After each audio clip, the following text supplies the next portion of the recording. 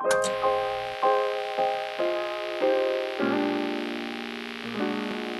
semuanya, kembali lagi dengan aku ngebikin rekomendasi buku untuk kalian. Dan kali ini aku bakalan merekomendasikan beberapa judul buku middle grade yang bisa kalian baca di liburan Natal dan Tahun Baru ini. Dan sebelum videonya dimulai, aku mau ucapkan selamat merayakan Natal ya untuk teman-teman yang merayakan.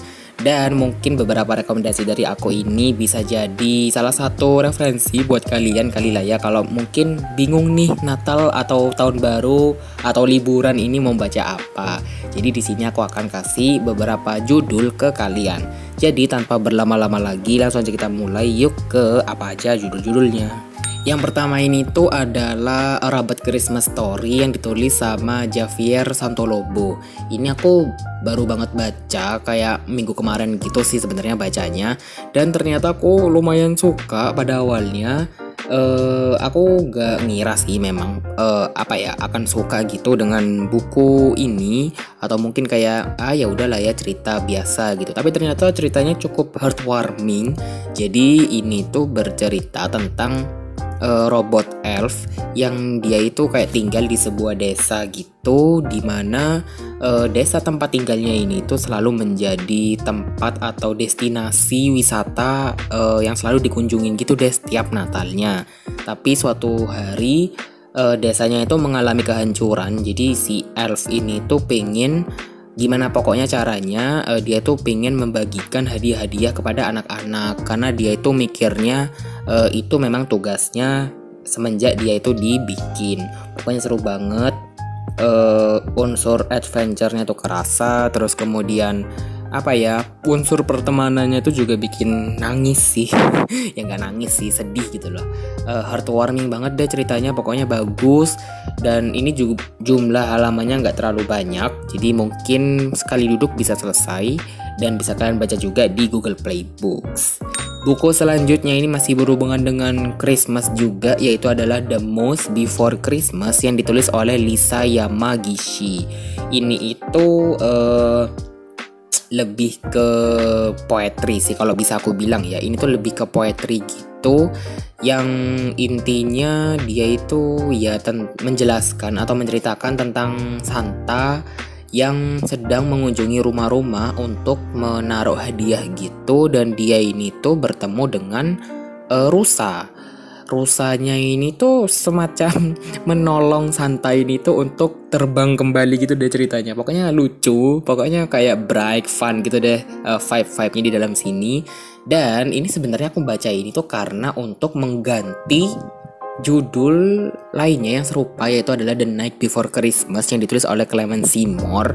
Nah, aku cerita aja ya sekalian. Jadi ternyata waktu aku mau baca judul itu tuh ternyata cuma sampler, dan aku kena tipu sama Google Play Books. Jadi kayak ternyata itu cuman prolognya doang, dan bahkan kayaknya itu prolog aja belum selesai gitu loh ya. Jadi kayak aku sebel banget, dan akhirnya aku mencari judul-judul lain yang berhubungan dengan Christmas. Jadi makanya aku menemukan judul yang ini sama judul yang tadi itu. Jadi aku harap untuk TBR ku yang Night Before Christmas itu tergantikan oleh dua buku ini ya. Jadi ya kayak gitu, dan aku harap bukunya mungkin gak jauh-jauh beda lah ya dengan buku yang itu. Dan aku mikirnya sih The Most Before Christmas Retelling karena memang agak mirip gitu gaya bahasanya. Kan waktu itu The Night Before Christmas itu juga ada poetrinya sih, dan mirip gitu. Jadi aku nganggapnya ini tuh adalah judul retelling atau cerita retelling dari judul aslinya itu.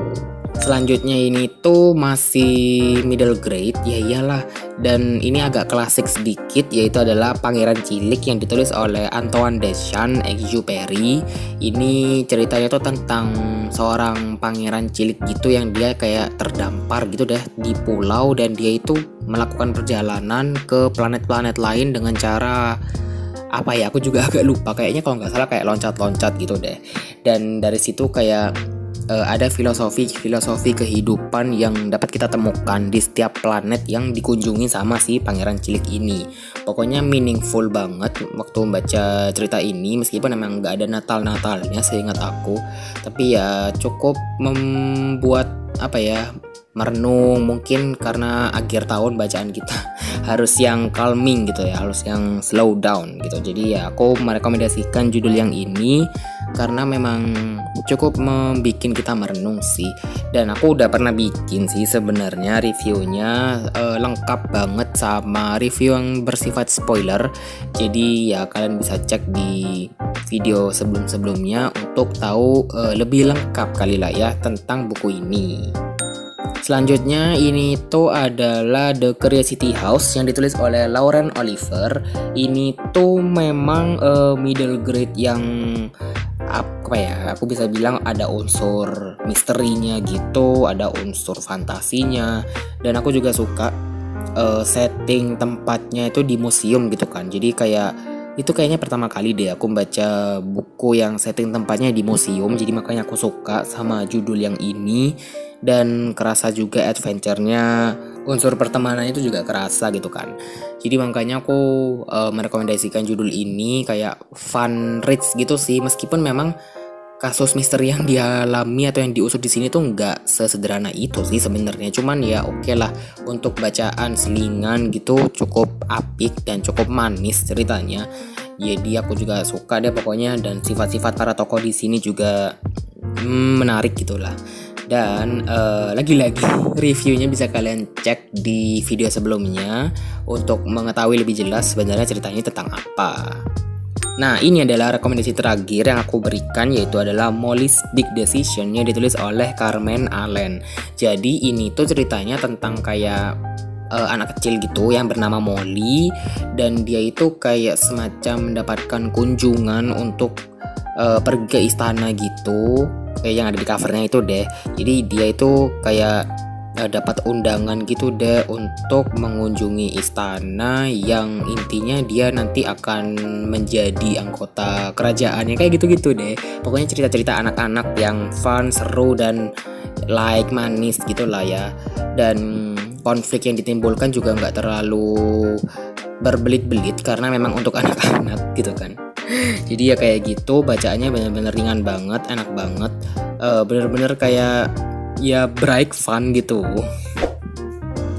Oke, itu tadi adalah rekomendasi novel middle grade yang bisa kalian baca di waktu Natal dan juga Tahun Baru. Dan aku minta maaf kalau misalnya ngomongnya agak bertele-tele dan berjelibet gitu lah ya. Tapi ya sudah, mohon dimaklumi.